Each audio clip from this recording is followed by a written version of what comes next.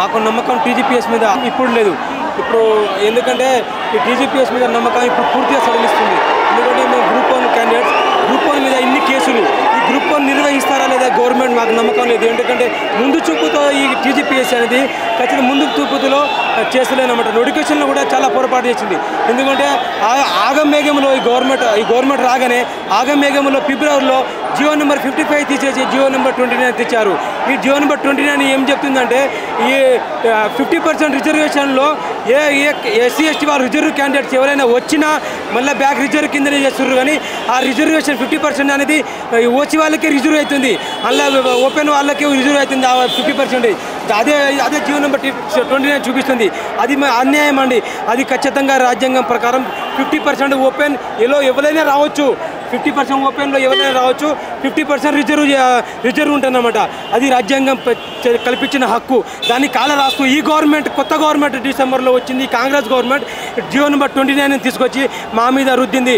ఈ గవర్నమెంట్ అంటే ఈ గ్రూప్ 1 అనేది నిర్వహించకూడదు. ఈ గ్రూప్ 1 అట్లనే పెండింగ్లో పడాలి, ఇట్లనే కోర్టులో తిరగాలి. 2011లో చేసినట్టుగా 2016లో 18లో ఇంప్లిమెంట్ ఎట్లా అయిన గ్రూప్ 1 ఇప్పుడు గ్రూప్ 1 అనేది ఇట్లనే కోర్టులు కేసులు అయ్యి ఈ చెత్త నోటిఫికేషన్ ఇచ్చి ఈ జియో నెంబర్ తీసుకొచ్చి ఇలా రుద్ది ఈ కోర్టులు కేసులు అయ్యి ఎప్పుడు ఈ ఎగ్జామ్ పెట్టినా, మెయిన్స్ ఎగ్జామ్ పెట్టినా అనేది మాకు మెయిన్స్ ఎగ్జామ్ పెట్టినా అపాయింట్మెంట్ ఆర్డర్ ఇవ్వరు, వీళ్ళు జాబ్ ఇవ్వరు. టీజీపీఎస్ మీద మాకు నమ్మకం లేదు, సడలిస్తుంది. ఇది మా స్టూడెంట్ నిన్న అశోక్ నగర్లో అండి, నిన్న చాలా ఘోరం. ఈ గవర్నమెంట్ అనేది ఇంత అరాచకంగా మమ్మల్ని స్టూడెంట్ అనుకున్నదా, టెర్రరిస్టులు అనుకున్నదా, ఏమనుకున్నదో తెలియదు.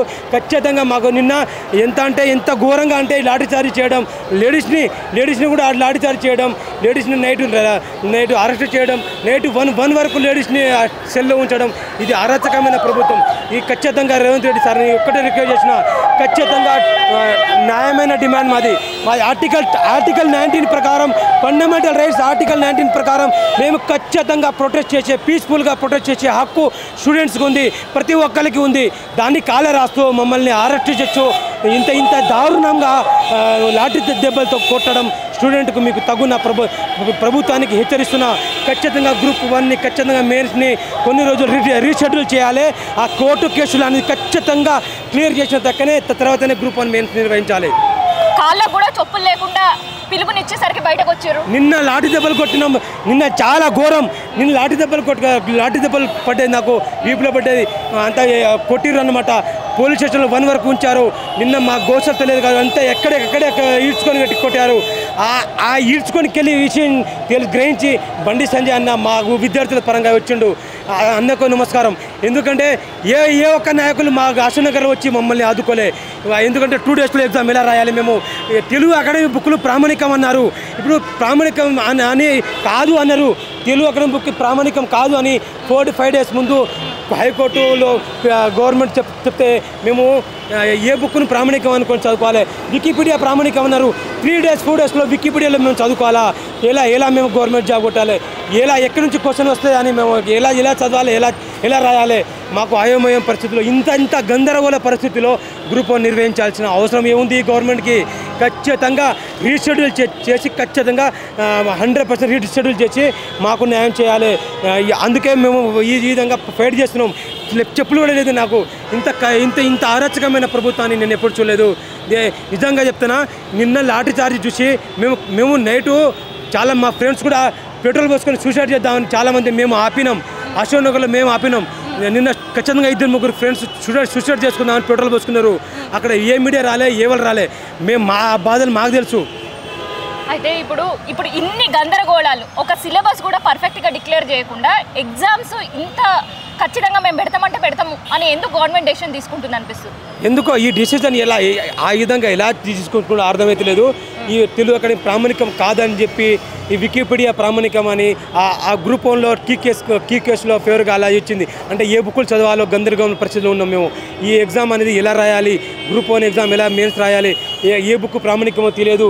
గవర్నమెంట్ అనేది ఎక్కడ ఏం చదవాలో కూడా తెలియదు. అలా అంటే సిలబస్ ఇస్తుంది కానీ ఆ సిలబస్లో ఏ బుక్ నుంచి ప్రామాణికమని చెప్పలేదు. ఎక్కడ ఏం రాయాలో మాకు అర్థం కావట్లేదు. ఇంత ఆయమయ పరిస్థితుల్లో గ్రూప్ 1 నిర్వహిస్తే మీకు ఖచ్చితంగా గుణపాఠం జరుగుతుంది. రేవంత్ రెడ్డి సార్ ఖచ్చితంగా చెప్తున్నా, సీఎం సార్ మీకు రిక్వెస్ట్ చేస్తున్నా, ఖచ్చితంగా మీరు ఈ కోర్టు కేసులు క్లియర్ చేసినాకనే గ్రూప్ 1 ఇవ్వండి. ఎందుకంటే పాత నోటిఫికేషన్ గ్రూప్ 1 2011లో నోటిఫికేషన్ ఇచ్చి కోర్టు కేసులు క్లియర్ చేయకుండా ఆగమేగంలో నిర్వహించారు. అప్పుడు 2018 వరకు దానికి అపాయింట్మెంట్ ఇచ్చారు. అంటే 6-7 ఇయర్స్ లాగ్ అయింది. ఇప్పుడు గ్రూప్ 1 ఆగమేగంలో వేస్తారు.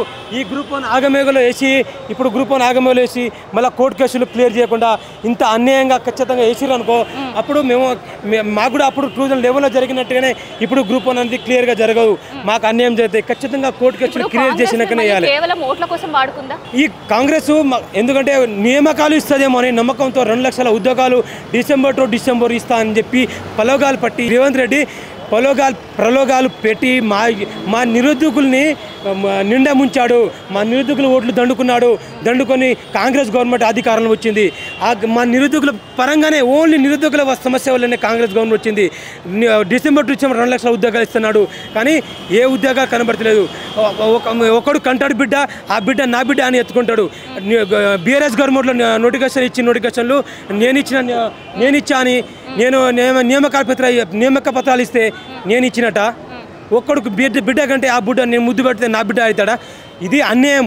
రేవంత్ రెడ్డి సార్ నిజంగా చెప్తున్నా, ఆ ఉద్యోగాలు నావే అని నీ క్రెడిట్ కొట్టుకుంటున్నావు. 30 లక్షలు 35,000 40,000 ఉద్యోగాలు ఇచ్చానని మీరు ప్రలోభాలు పలుకుతున్నారే. ఆ ఉద్యోగాలు మీరు ఇచ్చిన నోటిఫికేషన్లు కాదు. గ్రూప్ 1లో ఓన్లీ 60 పోస్టులు యాడ్ చేశారు. మీరు ఇచ్చిన నోటిఫికేషన్లు ఏం లేవు. నిన్న మొన్న ఇచ్చారు కావచ్చు 2-3 నోటిఫికేషన్లు, కానీ పాత నోటిఫికేషన్లు అవి జరుగుతున్నాయి. ఏమనిపిస్తుంది అంటే గత ప్రభుత్వం ఉన్నప్పుడు అట్లీస్ట్ మీ నిరసన అయినా తెలిసే అవకాశం ఉండేది. అవునవును, అంచివేసే పరిస్థితి ఉండేనా? ఎందుకంటే ఇంద్ర పార్క్ దగ్గర ధర్నా చౌక్ కలకల్లాడేది. ఎవరు నిరసన చెప్పినా కానీ తెలియజేసేది. అవును, నిజంగా చెప్పాలంటే బీఆర్ఎస్ ప్రభుత్వంలో ప్రవళిక కేసు అయినా ఏ కేసు అయినా మాకు పీస్ఫుల్గా ప్రొటెక్ట్ చేసే మాకు అవకాశం ఉండే అన్నమాట. ఈ కాంగ్రెస్ గవర్నమెంట్లో నిన్నటి వరకు ఆ అశోక్ నగర్లో ఎక్కడ పెడితే ఆడుకు ఈడ్చుకొని కొట్టుకుంటున్నాడు. మాకు ఆర్టికల్ 90 ప్రకారం మాకు హక్కు ఉన్నది కదా, మేము ప్రొటెక్ట్ చేసే, మాకు ఎక్కడైనా పీస్ఫుల్గా ప్రొటెక్ట్ చేసే మాకు ఉంది. అది కాల రాసి గవర్నమెంట్ అరాచకంగా చేస్తుంది. ఈ కాంగ్రెస్ గవర్నమెంట్ అరాచకంగా చేసుకుంది. ఎందుకంటే నా కాన్స్టిట్యూషన్లో నేను పాలకుర్తి కాన్స్టిట్యూషన్ అది, అలా నేను ఎస్ఓజీ మేడాన్ని మా బావ సొంత బావ ఒక గ్రామానికి మా బావ ఎమ్మెల్యే అంటే మా సర్పంచ్ మా బావ బీఆర్ఎస్ సర్పంచ్ని నేను కాంగ్రెస్లో తీసుకొచ్చి నేను కాంగ్రెస్ పరంగా కాంగ్రెస్ని మేడాన్ని గెలిపించిన. SoC madam young madam SoC మేడంని గెలిపించిన నేను. ఎందుకంటే గవర్నమెంట్ని నమ్మిన మేము కాంగ్రెస్ని నమ్మి ఓటేసాం, కానీ కాంగ్రెస్ ఇంత అరాచకంగా చేస్తుందని మమ్మల్ని ఈ కాంగ్రెస్ గవర్నమెంట్ కంటే పోయిన గవర్నమెంట్ బెటర్ అనిపిస్తుంది. ఈ రేవంత్ రెడ్డి కంటే కేసీఆర్ బెటర్ అనిపిస్తుంది. ఇంత అరాచకంగా చేస్తుండే, నిజంగా ఇంత అరాచకంగా. నిజంగా చెప్తున్నా, ఈ రెడ్డి మీద మాకు అసలు నమ్మకం లేదు. ఈ రెడ్డి ప్రభుత్వం మీద నమ్మకం లేదు. ఎందుకంటే గవర్నమెంట్ వచ్చిన వెంబటనే జియో నెంబర్ ఫిబ్రవరిలోనే జియో నెంబర్ తెచ్చారు. ఇంకా ఎస్టీ 10% రిజర్వేషన్ మీద అదే రెడ్డి క్యాండిడేట్ కోర్టులో కేసు వేశారు. ఈ రెడ్డి ప్రభుత్వం మీద మాకు నమ్మకం లేదు.